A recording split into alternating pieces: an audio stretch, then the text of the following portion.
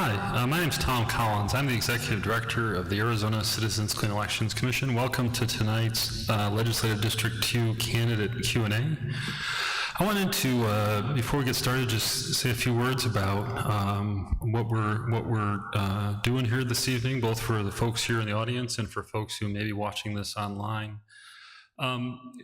The candidate Q&A and candidate debates that Clean Election sponsors are part of a comprehensive voter education program that the voters put in place as part of the Clean Elections Act back in 1998.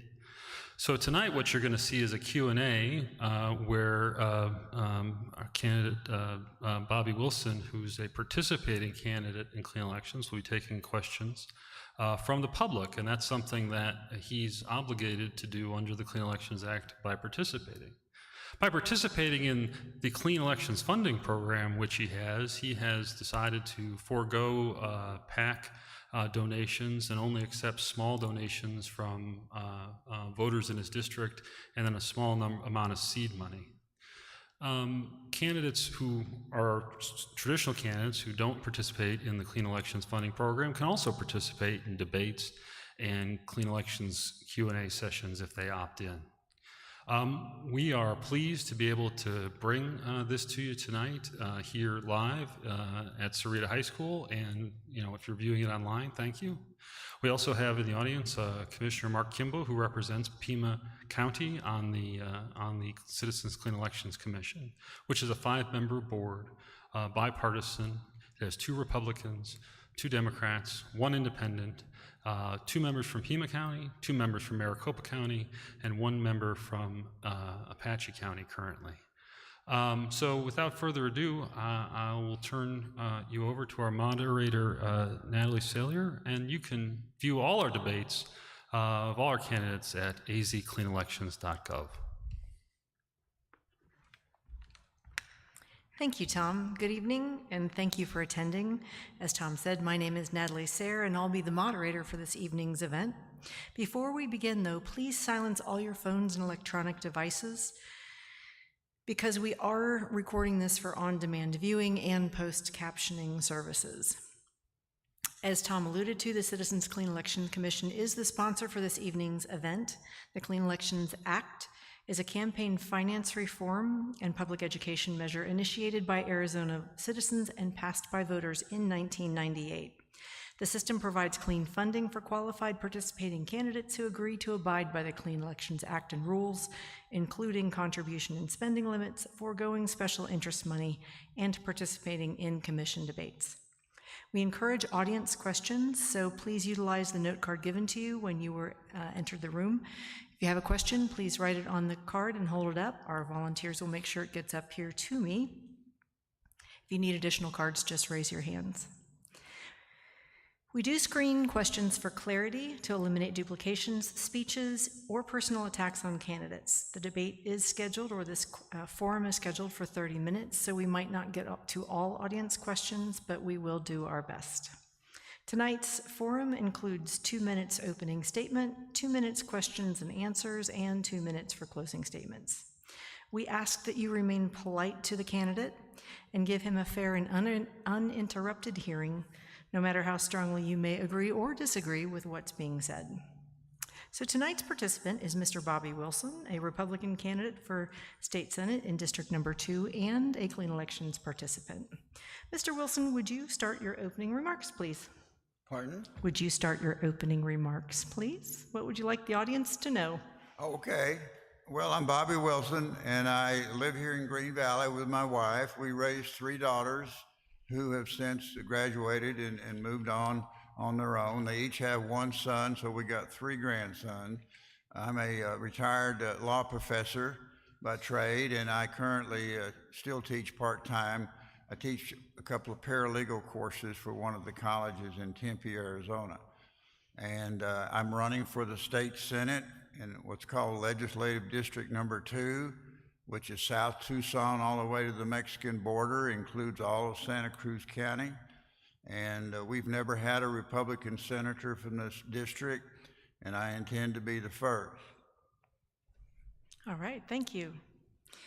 So I'm going to start off with this one. Recently, comments that you made at a local forum on gun violence drew a lot of media attention. Can you please explain those comments that you made and what you want the voters to understand about where you were coming from? Well, the Moms Against Gun Violence invited me to come and address their forum in Tucson, and I was just being polite, and I showed up for the forum. And as it turns out, I think there was one other Republican that showed up, but he kind of cowered over in the corner, and I was right in the middle of the stage in an auditorium such as this, and all of the cameras were kind of focused on me, and they went down the row and introduced each other, and then they gave their opinion on gun violence and firearms in general, and one of the moderators said, well, how do you feel about having armed security in the school? And I said, well, the only way you're going to stop a bad man or somebody that's intent on harming somebody is another man's going to have to be there with a firearm, and you better hope he's a good guy to put a stop to it. Well, at that point, I got a lot of boos and a lot of cat calls and so forth and so on, and all I was doing was just giving my opinion. All right, thank you. So, given the diversity of LD2, and you mentioned that they've never had a Democratic or a Republican in the House representing it. So how will you represent all of your constituents? How would I represent? How would you represent all the constituents, especially ones who might not agree with you on some contentious issues? Okay, that's a very good question. And this is the deal. This is the first time I've ever run for public office. And the only reason I got into this race is we have a 3-term Democratic senator who's running for her 4th term. She's done absolutely nothing in 6 years. If she wins re-election, she will do absolutely nothing for the next 2 years. And I'm a man of action. The only reason I'm running is not to be having any glory that being a state senator. It's to get something done for our district. Our district, especially Santa Cruz County, has been woefully neglected by our state government, and we need to get some resources down there. We need to get some money down there. We need to get some job training down there. And I spent years coming up with a plan that I feel like would not only turn Legislative District 2 around, but it would turn the whole entire state of Arizona around. I call it Bobby's plan to make Arizona great. So that happens to be my next question. Why don't you elaborate on what that plan is? You want me to describe it briefly? Describe it, please. Okay.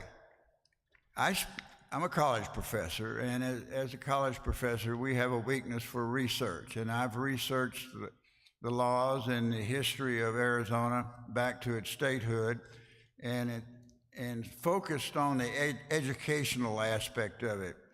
And what I discovered is the state has a big secret that it's keeping from its people and its voters, and I'm going to try to get that secret out to the voters and create a groundswell. This is the deal. Back in 1924, the state of Arizona government set aside a little over 10 million acres that was what's called a state public land.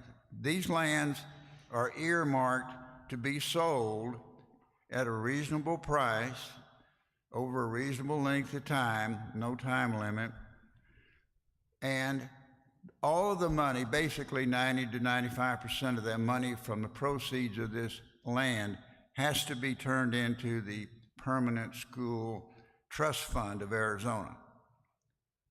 And what I discovered is that if they had liquidated all of that 10 million acres and put all of that money into the state Permanent School Trust Fund, where it's supposed to be right now, our school system, our K-12 system, would be self-financing. and we wouldn't have to have a yearly brawl in the state legislature fighting over school money or teacher raises. We would have more than enough money so that the K-12 in Arizona would be self-financing. We'd have $90 billion in an endowment that would produce $5 billion a year in school money. Okay, so let's continue exploring a little bit more education. In May, Governor Ducey signed the education funding bill into law. What's your position on that legislation? Let's start there. Well, I take issue with Governor Ducey, even though I'm a Republican and all that good stuff. I think he made some promises he's going to have trouble fulfilling. Number one, we don't have the money for the teacher's raise that he agreed to. And I am the first to tell you, being an educator myself, that the teachers needed a raise, and they were entitled to a raise. And that's why I came up with my plan, so they wouldn't have to fight every year for a raise if my plan was implemented. But to answer your question, I think that Governor Ducey basically rolled over and played dead and just to politically satisfy the school teachers. I think he should have asked for something in return, like, hey, don't go back out on strike next year if we just give you a 2% raise this year. Okay, so what ideas do you have to change or improve the legislation that was signed, maybe in addition to the land trust? Well, I think the governor of Arizona and the legislature is on the wrong track, and it's going to be one yearly brawl, just like we've had since statehood, over educational money. There is a better way. There is an easier way. There is a way to do it where we don't have to have a yearly brawl over education. And that's what I'm talking about with my plan. If we had $90 billion that were producing 5 to 7% of yearly income, that's somewhere between $4.5 and $5 billion a year in education funds that's being produced by this fund. Well, we're already legislating in the legislature about $4.3 billion a year for K-12 education. So right there is your answer. You can totally put the school system in Arizona on a self-financing basis. And the legislature does not have to spend one more penny on K-12 education. And it's ridiculous what's going on in this state, because it's so easy to fix it. And I'm going to go into detail on how to fix it if I get the opportunity. All right, so a couple of other education-related questions. What do you think about dissolving the state school board and having one elected representative from each county on the state board? You know, we got a problem with the way our state education is set up. The states, the county or the district school boards, like, for example, we're in Sahuarita, they have their own school board. And their own school board is what decides what the teachers are paid and where they're going to spend their money and so forth and so on. So the legislature appropriates money. They give X amount of money to the Sahuarita High School and all the other, not high school, but the school district, the K-12 school district. And then it's up to the school board to decide how to spend that money. Well, the problem with that is there's no uniformity to it. The teachers here in Sahuarita make one salary. The teachers 20 minutes down the road or 15 minutes down the other side of the road, they're on a different salary range because they're in a different school district. We need to unify the entire Arizona school system so that, like you just mentioned, you have a group of individuals on this this omnibus school board, and they administer it evenly and uniformly for the whole state instead of having a grab bag in each independent school district. All right, so this will be the last education-related question, unless there's more questions that come from the audience. What role do you think the legislature should play in improving the educational system? Not only funding, but what else would you propose the legislature? Well, I'm a very, very strong advocate of job training in the high schools. Now, we turn out high school graduates every year. I would say roughly 2/3 of them, maybe 3/4 of them, have no marketable skill. They have to go into fast food, or they have to go to work for Walmart or something like that. That doesn't require a particular skill. If I was elected to the Senate, and if I had any authority whatsoever, one of the first things I'd do is I would require that all of the high schools in Arizona have job training on the campuses, so that any of those juniors and seniors in that high school can graduate with a marketable skill. And I don't care if it's auto mechanics, carpentry, welding, hairdressing, dental technician, or what it is.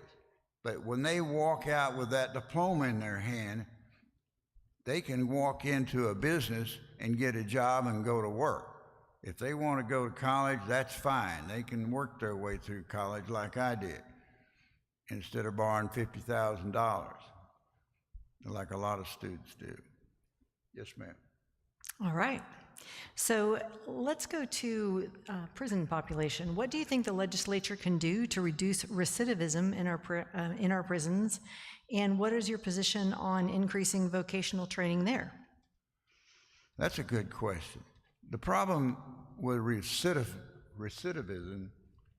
whatever that word is, yeah, Going back to jail. is the problem with it is when people get out of prison from a prison sentence, they're second-class citizens. Okay, they're kind of like you used to see it with the old slaves with a collar around their neck or something like that. They can't get into any profession. A lot of the unions and a lot of the trade groups won't let them in. What they need to do is the same thing they need to do to these juniors and seniors in high schools. They don't step out of prison until they have a marketable skill. No marketable skill, you stay right here. That's what needs to be done. Because if they can get out in society and get a job and earn an honest living, they won't get back in trouble. You got to remember something else about prisoners in a prison, or in a county jail either for that matter. The only friends in the world they have are other prisoners. They have no safety cushion out there. They have no one to turn to if they're in trouble or they need help or something. So these guys and these women, they need a job and they need a skill. And if you give them a skill and you give them a helping hand, they'll get out there and become useful, working, tax-paying citizens. But if you just slap a collar around them and say you're a second-class citizen and you can't vote and you can't do this and you can't do that, then yeah, they'll go back into a life of crime. And that's exactly what we have in this country, is a whole lot of people living a life of crime. All right, thanks. So what is your position on changing possession of drugs from a felony to a misdemeanor? If you say that again? So what is your position? There's a movement afoot where people are suggesting they should change the possession of drugs from a felony to a misdemeanor. Well, I have a very strong opinion about putting people in prison for drug offenses. And I know we had the war on drugs. Well, folks, I'm sorry to tell you, we lost it. Just like we lost prohibition back in the 20s and 30s. People are going to get their drugs. I don't do drugs. I don't smoke pot. I don't do any kind of heroin, anything else. Why? Because it's against the law? No, because I don't want to. And I don't go out and get drunk every night on alcohol, even though I could. What I'm trying to say is this: you cannot legislate human behavior. People are going to drink, they're going to smoke pot, they're going to shoot up drugs, and that's human nature. So what I'm saying is, you can slap them in jail for 50 or when I was going to law school, it was a capital offense to have one marijuana cigarette. You could get a life in prison for one marijuana cigarette. And they put people in prison for life for one marijuana cigarette. Now you tell me that's right. That's not right. That's incredibly stupid. I don't care if somebody gets out here and smokes a marijuana cigarette as long as they don't bother me or anybody else. So my opinion is we need to lower the felonies and the prison sentences on nonviolent drug offenders. All right. Let's go to border. So what do you think the legislature should do to secure Arizona's borders? Well, that's not something the state Senate's going to have a whole lot to do, but I'll tell you what I would suggest. That's a federal, national problem. But at the state level, I think Governor Ducey could do a better job of, he is the commander-in-chief of the Arizona National Guard. And as the commander-in-chief, he can order the National Guard of Arizona to do what he wants, unlike federal troops. Federal troops are not allowed to make any kind of criminal arrest. But if Governor Ducey was to tell the Arizona National Guard that they've got to get down there and help the Border Patrol and do what's necessary to secure our borders, they would have to do it. So I don't like this, for the lack of a better term, pussyfooting around. Let's get down there and let's secure our borders. All right, so what would you propose at the legislature to keep borders secure while keeping trade healthy with Mexico?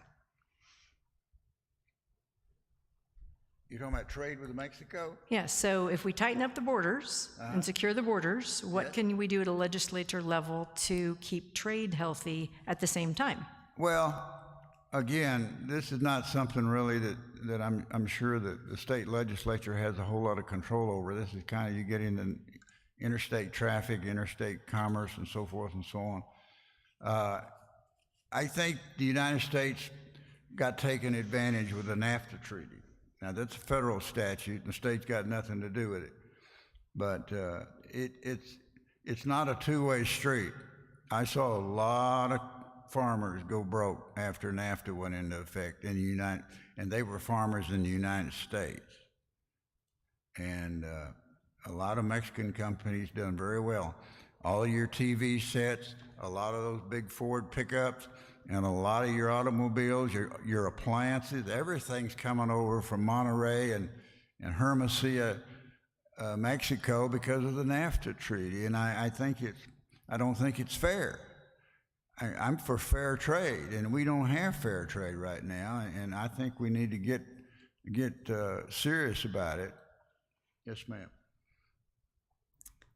Do you have any other comments of that, or was that? Well, I think that we have a very good relationship with Mexico at the present time.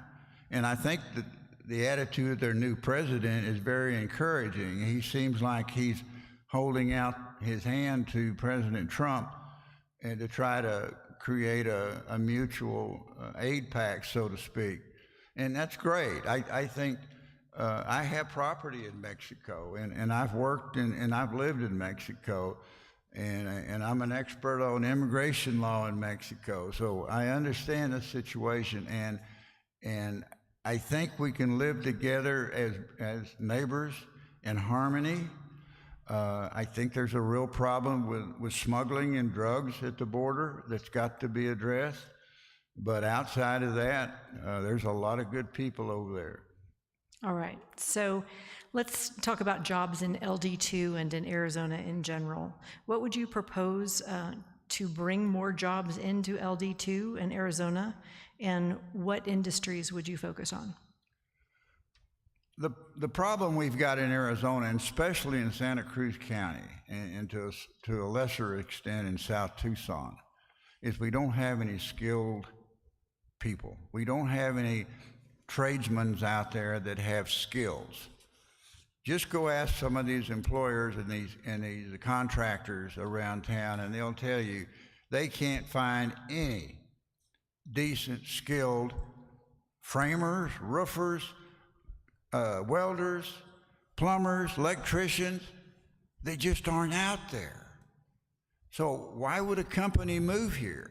If you have a big multinational company that has hundreds or thousands of employees and you want to build a plant, or you want to create a campus, or you want to build a big warehouse, are you going to go into an area where there's no skilled labor? No, you're not. You're going to Austin, Texas.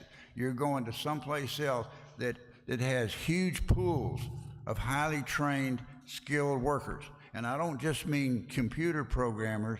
I mean carpenters, electricians, plumbers, and auto mechanics, you name it. You've got to get those people trained, and you've got to get started at the junior level of high school, so that when those kids come out of out of high school, they've got a marketable skill. And you've got to train these guys you're releasing from the county jails and from the prisons. Make workers out of them, make tradesmen out of them. Give them some little self-respect, and then they won't get in trouble anymore. You give them a job, and they go and do that job every week and get a paycheck, you're not going to see those guys in jail anymore. They're going to become taxpayers. And, our whole economy is built on punishing people. We got more people in prison in the United States than any other country in the world. It's ridiculous. So let's continue on the jobs topic. This is the first election cycle in Arizona since voters voted in the minimum wage increase and the mandatory paid sick time. What impact do you think that law has had on small businesses? Well, we're already seeing the impact, and when you go into McDonald's and some of the other fast food places where they're putting up the kiosk and so forth for take your order and take your money and everything else. Raising the minimum wage is a double-edged sword. I started working in high school for 33 cents an hour, and I was proud to get that. But I realize that the minimum wage now is higher than that. But the problem of it is, the more you raise the minimum wage, the more people you cut out of the job market. Because I've had employees. I've had 4 or 5 different businesses I've created, operated, and then sold to my employees. And I can tell you that you've got to be able to tell these people that I can't give you a raise because that's all we can afford to pay for wages. So you can't just open the door and keep increasing wages until you have adequate income. And then as you get your income coming in, you can raise the people's raise. So you've got to look at what the people are earning, and you got to look at what the business is earning. And they've got to balance out. If they get out of whack, then something's going to happen. Either the employees are going to leave or the business is going to fail. So they got to stay in balance. And this is where things are starting to get a little bit out of balance. And you're going to see a lot of business go out of business in the next few years because of the constant raise of the minimum wage. Yes, ma'am. So what do you think the legislature can do to support small businesses? Well, the legislature could do a lot of things if they listen to my plan, because one of the things my plan entails is to do away with the state income tax.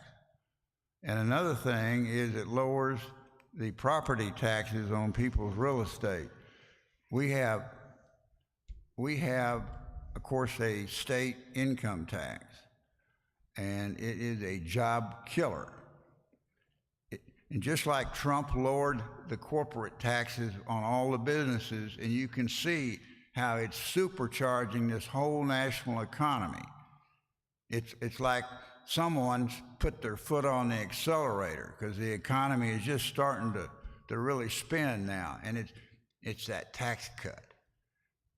And the same thing holds true for Arizona. We've got to get our real estate taxes down, and I believe we can get by without a state income tax. And once you get rid of that monster, then you're going to have businesses flooding into the state. Why do you think Nevada and Texas leads the country in the destination of businesses that are moving? No state income tax. That's what it is, folks. Yes, ma'am. So recently the courts said that it's okay for states to tax digital goods. So what is your position on the taxation of digital goods? Well, that's a double-edged question. You know, I know so many small business people that have little side businesses, or some of them have full-time businesses in their homes selling articles, and I mean, from little ladies selling quilts to men selling machinery parts. And they sell it over the internet, and they make a living either part-time or full-time, and you start slapping the sales taxes on them, it's a killer. But also, having been in the retail business myself, I know that you have to pay those sales taxes on everything you sell. So why do we give the internet people a free ride and they don't have to pay for sales taxes, and yet a retail store has to pay retail sales taxes on everything? So it's a double-edged sword. I see both sides of the dilemma, but I tend to favor, if you're going to do it, you got to do it across the board, and everybody's going to have to pay sales taxes. And I hate it as well as anybody else, but it's not fair for a retail store to have to collect it and an internet store not. It's just not fair. So where would you want those funds if we did start collecting internet digital good tax? Where would you want the funds allocated? The additional sales taxes? Yes, sir. That is an excellent question, and you just opened up the Pandora's box. Because instead of having to fight over using it for public education, if the state of Arizona would simply follow an 18-page report that they got 3 years ago from the economics department at Arizona State University that said, get rid of that 9 million acres of public school land out there and fully fund your permanent school trust fund, and then you won't have to pay any more money for schools every year. So that extra tax money that you're asking me about could be used for job training in our high schools. It could be used for job training in our prisons, in our county jails. What about all these homeless people you see walking around? Give them a job. Offer to teach them something. I know a lot of them don't want to work, but the ones that will work, put them to work. Teach them a skill, even if it's sweeping out a grocery store or something. So, to answer your question in a roundabout way, I would use that tax money for job training across the board. All right, 2 more questions. This one is on water. What do you think the Arizona legislature should do to protect water rights and enhance water policy for the long term? Well, being an old farm boy myself, I've talked to some of the farmers and ranchers out here just out of curiosity, and I had an old water well when I was a kid growing up, so I know all about water wells. And they don't tell me that there's a shortage of water in our aquifer. And you read the newspapers and they say, oh, we're all going to die because we don't have enough water. Well, Israel doesn't have any water either. They get all of their water from the desalination. Desalinization? Yeah, that's it, that word, yeah. And why can't we do that? You know, you could take this desert land of ours and turn it in to extremely productive property if you had plenty of water available. And you know how you get the water available? You take that 9 million acres of public land I've been talking about and preaching about, and you sell it to private people, to private owners, and you know what the first thing they're going to do on that land? They're going to dig water wells. And then they're going to start digging ponds and lakes. And all of a sudden, we're not going to be a desert. We're going to have water wells. We're going to have wildlife, which we don't have because we don't have any water. And we'll turn this state around. I've seen it happen in other states. We just have our head in the sand here, and we just can't seem to get going. So this is the last question before your closing comments, and the last question is, for all voters in LD2, what makes you the most qualified to represent the interests of LD2 in the Senate? Well, because I'm the one that wants to get something done. You know, my Democratic opponent, she's not going to do anything. She hasn't done anything for 6 years, so I don't have to see anything on the horizon. The lady I'm running against in the primary, who was defeated by 13,000 votes last time in the general election, I've listened to her. I've listened to her speeches, and I can tell you now, I know where to go get the best hamburger in Tubac or the best pizza in Nogales. But as far as doing anything for this LD2, I've never heard a word out of her mouth that she's going to do. I'm a doer. If I get in the state legislature and the Senate, I'm going to turn this state around. And if I can't do it on my own, I'm going to get on my soapbox and I'm going to go all over this state and I'm going to tell them how the state's been taking advantage of them and hasn't been clear with them that for 3 years they've had an 18-page report from ASU Economics Department that they paid a couple of $100,000 to do the report that tells the state of Arizona to do exactly what I'm proposing. To create a $90 billion permanent school fund that will self-finance all of the K-12 schools in this state. And then we don't need to appropriate any money every year for education, and we can get rid of the state income tax, which is exactly what we spend on public education now. And then you've doubled the amount of land that's privately owned in this state. All right. At this point in time, you have 2 minutes for closing statements. What would you like the voters to know? All right, thank you. I'm going to continue my tirade. All right, this is the deal. Governor Ducey has this 18-page report, and he's had it for 3 years, and he hasn't released it. I got a copy of it, verbatim, and I'm going to release it if I get in the Senate. And if I can't get the governor and the Senate and the legislature to get behind me on this thing, I'm going to take it public. And I guarantee you, when the people of this state, when they see what could be done without breaking a sweat, that we would never have to fight over school money again. We could raise the teachers' pay. We could have job training in all the schools. We could completely eliminate the state income tax over 2 years, and we could cut our real estate taxes in half, because we've gone from 12% private ownership of land to 24% private ownership of land in Arizona. We've doubled the land, and we've doubled the tax rolls.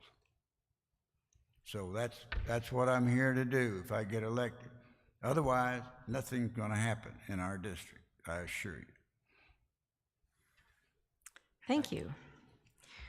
So we thank you all so much for participating in our forum. To our audience members, we thank all of you who took the time to come and inform yourselves before voting. We encourage you to visit www.azcleanelections.gov/voter-dashboard for a customized experience to find information on the primary election, the candidates, the issues, and to view this debate on demand. Please fill out the debate evaluation form and return it to one of our volunteers. Your feedback is important to the commission and will be used to improve future debates. So thank you for coming tonight, and you are welcome to stay and speak directly with our candidate.